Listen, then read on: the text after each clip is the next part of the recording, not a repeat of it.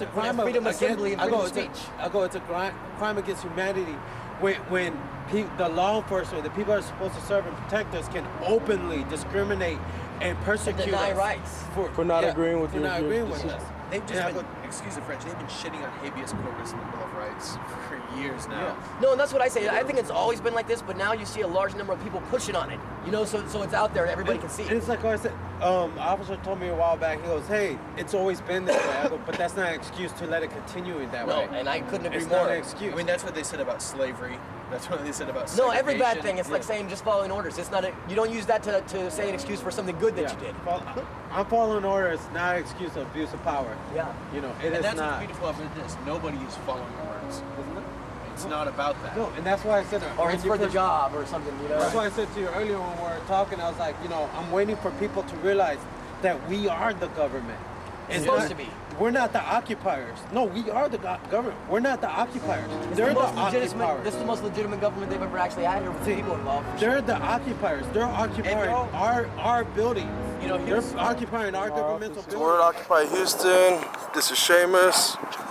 He's going to be walking us through their nice green areas that they got set up here. What do we got here, man? This right here, this is our solar oven. We haven't been able to utilize it too often because we got some overcast. But this thing gets up to about 300 degrees. It's been coated on the inside. And I guarantee you all this, I feel that, man. That's warm in there. Oh, yeah. Oh, yeah. And when you got direct sunlight, it gets up to 300 degrees. These people here, urban peasants, they work with the urban harvest, who do little gardens around the city. And urban peasants. Yeah, we were just having a sustainability meeting one day, and halfway through the meeting, they just rolled up this thing and donated it to us. So nice. yeah, it's keeping our bread and some of our perishables warm in there until we can eat them later on. We got Greedy Recycling. They came by. Gave us these trash cans, well, donated these trash cans. We use these for our recycling. Mike, he's a good guy, he comes by, he picks it up and makes money off of it. It's good, small companies, man. Nice. One thing we had that was really important was not being dirty while we were here, leaving our trash, eliminating our own waste. We got rid of, I'd say about 95% of our plastic water bottles.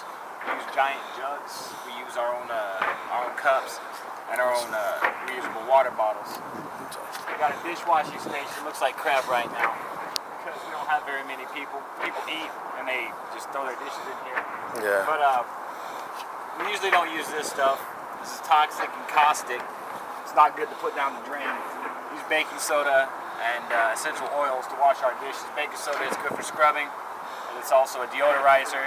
Sometimes if we got something really nasty, we'll throw a little bit of vinegar in there. It helps with getting hard, crusty crap off, and it works as kills germs. Nice. Right. And then essential oils makes it smell good. Yeah. Wash, rinse, dry. We had a hand washing station that fell apart whenever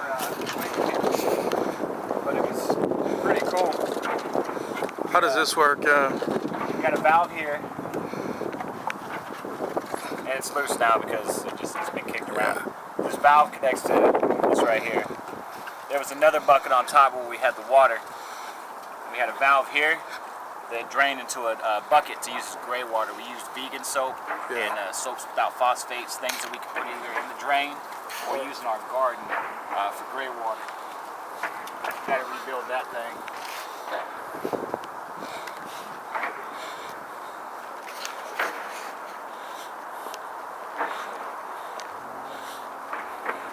Got our citrus trees up here, Urban Harvest.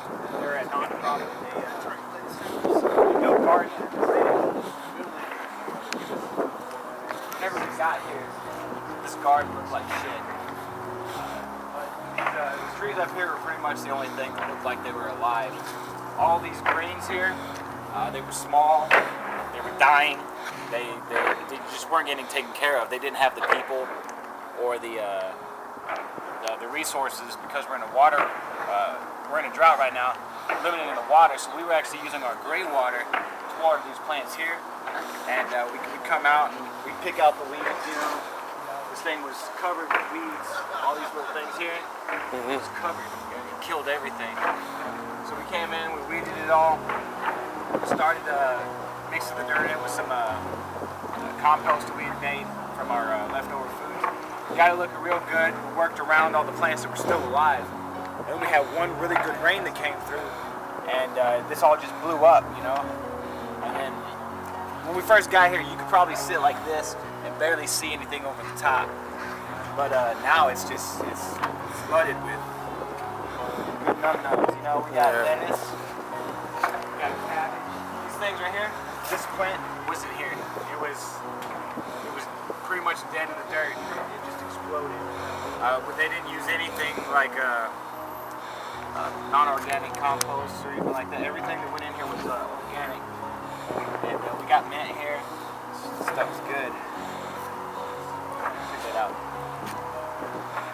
Some people come over here when they make their hot teas in the morning.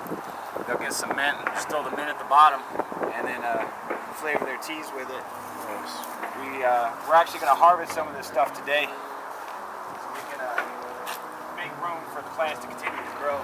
They're a little compacted right now because they're not meant to grow this long before being harvested. Today we're going to harvest cilantro. We got okra. I don't eat okra, man, but they made some really big okra with this stuff. We picked all the okra off this plant about 2 weeks ago, and now we have brand new okra, and we're going to harvest those today. So about 2 weeks for the process of okra to grow? Well, see, I thought it was longer than that. It was actually explained to me that it would take about 4 or 5 weeks just to get little buds to come out and start growing the okra plant like these right here. But it's been 2 weeks since we came over here and took all the okra off this plant, and it's already got 6-inch, 8-inch okras on here. So these are going to get harvested today, and somebody's going to take them home, boil them up, make them look real good. Tastes real good. Up here we got citrus. We pretty much picked all the citrus off these plants. They were getting really big and the rusks were getting real thick, so we had to pick them or they wouldn't be edible. But these will start growing back out after the winter's over.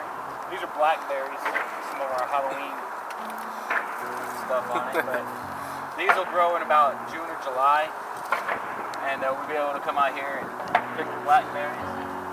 Got oranges.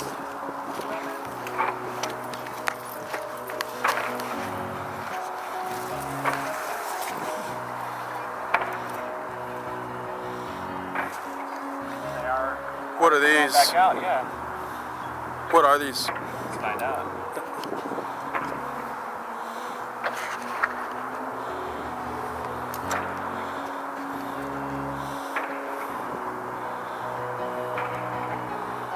oranges, they don't look like oranges, but they've been sitting here for a while. They looked real bad. The leaves, we built this block here to hold these 3 panels because they're supposed to have the frame that holds them all together. Yeah. But we were missing pieces of the frame. The panels were going in.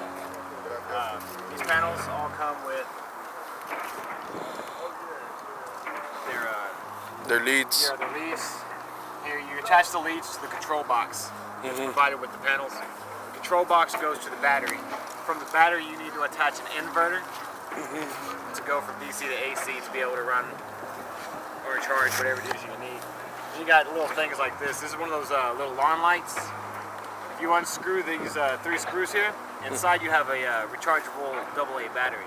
So if you got one of these old lawn lights, just unscrew this. Don't even disconnect the light. Let the light stay because it's not going to use enough electricity to drain the battery.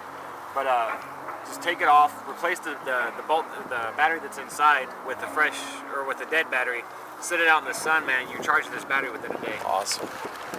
You know, you don't run a AA down, you know, in an entire day unless you're just using the hell out of it. Yeah. But remote controls, radios, you know, cameras that use AA's. Yeah. It's real easy. Just use what you got, man. We have like 40 of these things sitting around. That's a lot of batteries. That's what we were doing. Is we were just taking the batteries out and using them and then putting them back in. So now you're recharging regular everyday batteries, or are you just getting rechargeable batteries? Okay. We have rechargeable batteries that can go rechargeable batteries inside. Cool. So you just unscrew it, take the battery out, use it, and then put it back in there whenever it's dead. Put it out in the sun. Go get you a real cheap tester to see Yeah, just the how ones you charged check. it is. Yeah.